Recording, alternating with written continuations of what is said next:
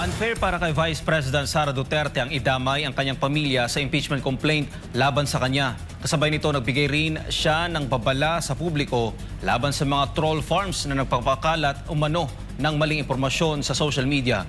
Yan ang tinutukan ni Jason Rubrico. They have the right to privacy. Pumalag si Vice President Sara Duterte sa pagkakadawit ng kanyang pamilya sa reklamong impeachment laban sa kanya. Ang kanyang asawa na si Attorney Manasseh Carpio ay naging sentro ng pagdinig ng House Committee on Justice matapos busisiin ng mga kongresista ang umano'y bank records ng mag-asawa. Well, I think it's unfair dahil hindi naman sila Vice President and hindi naman sila ini-impeach.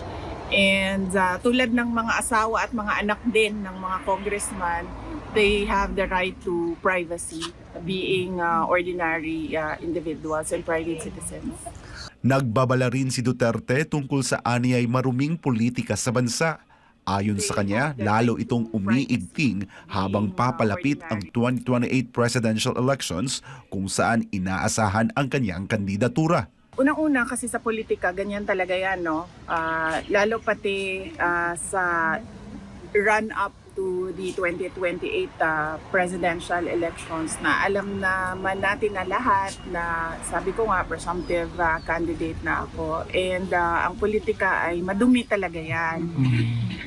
Sabi nga ni PRD noon paulit-ulit yan na sa Davao City, sabi niya ang style ng karamihan o maraming mga politiko ay you paint your enemy black so that you appear white. So that pag mukha siyang madumi, mukha kang malinis kahit hindi naman totoo ikaw na malinis. No? So, sa gitna ng mga issue at paninira, pinayuhan ni Duterte ang publiko na maging mapanuri sa mga nakikita sa social media. Aniya, may troll farms umanong nagmamanipula ng impormasyon na kumakalat online. Pwedeng mamanipulate ang information na lumalabas sa social media.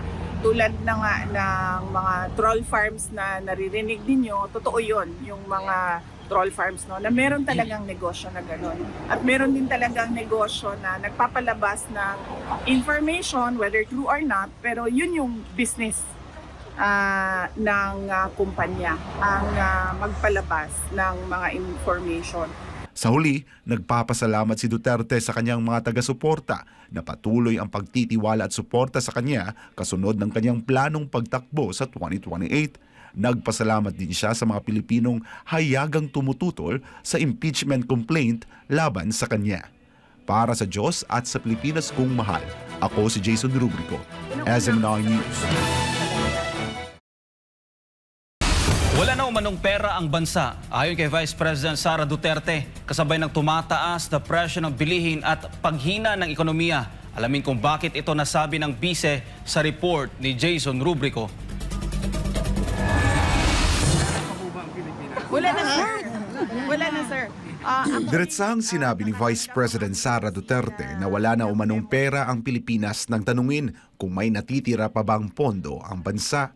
Ayon sa kanya, nakatanggap ang kanyang opisina ng memo mula sa Department of Budget and Management o DBM. Hindi nakatanggap ang aming opisina ng memo, sir, na bilangin namin ang savings ng opisina namin kasi gusto makita ng DBM kung magkano yung savings ng lahat ng offices ng government. Wala na. Ipinaliwanag din ni VP Sara ang tinawag niyang triple whammy o tatlong magkakasunod na dagok sa ekonomiya. Kabilang dito ang mataas na presyo ng krudo, mataas na palitan ng dolyar at mataas na inflation. Ayon sa kanya, ang mga ito ay higit na nagpapabigat sa mga mahihirap na Pilipino, lalo na sa pang-araw-araw na gastusin tulad ng pagkain. Triple whammy ang nangyari sa atin. Sobrang taas ng presyo ng fuel, crudo. Sobrang taas nung palitan, dollar exchange, and sobrang taas nung inflation. Sa akin lang, kung hindi man kaya tulungan ng administrasyon, ng gobyerno, lahat, dapat tulungan nila yung mga pinaka nasa ilalim na hindi na talaga nila makaya kahit man lang yung simpleng pagbili ng pagkain. Nagbabala si VP Sara na kapag hindi agad natugunan ang pangangailangan ng mga pinakaapektadong sektor, maaari itong magdulot ng mas malalang problema. Aniya, posibleng tumaas ang krimen at karahasan kung walang sapat na tulong ang mga walang-wala. Kasi ang problema kasi kapag yung mga walang-wala, wala din silang mapuntahan, wala silang recourse, ang kinakatakutan natin, they will resort to crime and violence na ayaw natin na mangyari. Para sa Diyos at sa Pilipinas kong mahal, ako si Jason Rubrico, SMNI News.